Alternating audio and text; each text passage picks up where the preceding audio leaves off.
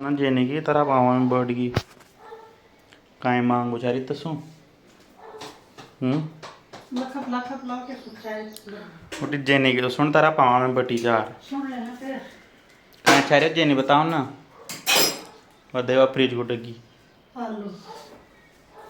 बस ये मांग तो मांगते बना तू ज्यादा आलू खाओ जी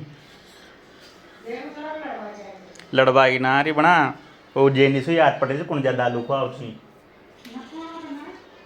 जब तो कोई गोडन जार तारा पावा में बड़ी जार भाई ये देगी देख देख खे भी नहीं दे मतलब तू खाओ ज्यादा आलू ही करी भूखड़ी देख खड़ी होगी फ्रिज खुलता है तो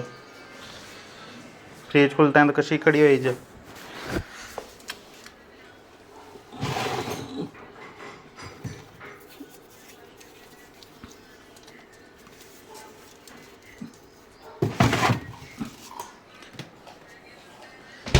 गेला में का लियो घास तो करी जेनी गेला में पी दियो पूरा सोपा टाइम भी ना कियो